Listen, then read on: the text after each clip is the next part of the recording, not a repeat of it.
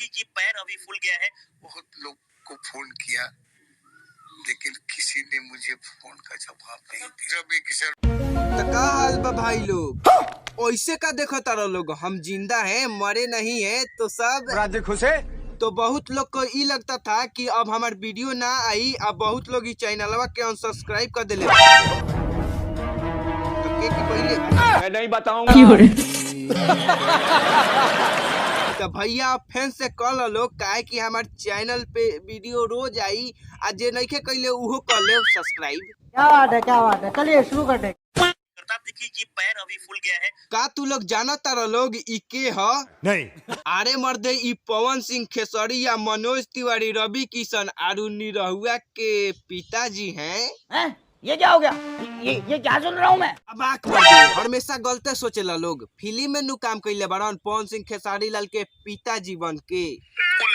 का लगल बाबूजी साली लगी। तहारा लोग के बता दी कि इनकर तबीयत बहुत खराब बा। भइल ई बा कि यहाँ के एगो पैर में जौन बाटे इन्फेक्शन हो गइल बा, आरु बहुत सारा बीमारी बा जैसे कि कमजोरी। आरु ना तो तू लोग हई क्लिप देखला लोग।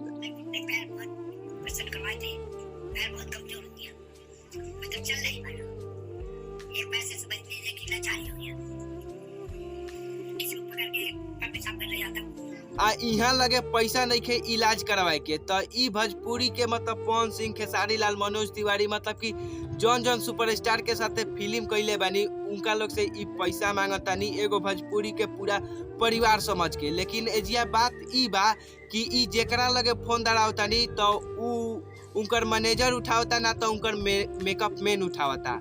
किसी के सिक्योरिटी उठाते किसी के मेकअप मैन उठाता है। लेकिन एजिया हमारे ई नहीं के बुझात कि का उनका लोग के पता बाटे कि यहाँ के तबीयत खराब बा कि नहीं खे, कि मतलब उ लोग यहाँ के मदद करे के नहीं चाहत लोग, ये हमारे बुझात नहीं के। लेकिन भला हो उ आदमी के जिनकर नाम है VIP विजेंद्र, उनका साथे हम मिलल बानी, बहुत बढ़िया आदमी हो। सबूत के तौर पे तू लोग फोटो भी देख सकत रहा लोग।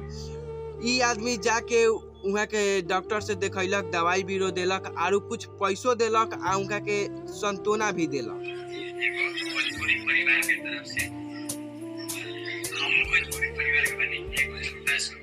बाकी जुबली स्टार निरहु लाल यादव के तो तू लोग जानते हो बा लोग, उहो के तरफ से यहाँ के कुछ सपोर्ट मिलल बाटे।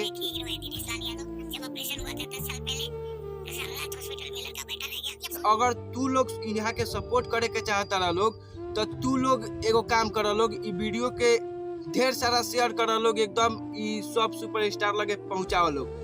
तू लोग लाइक कमेंट सब्सक्राइब सब मत कर लोग, लेकिन शेयर जरूर कर लोग।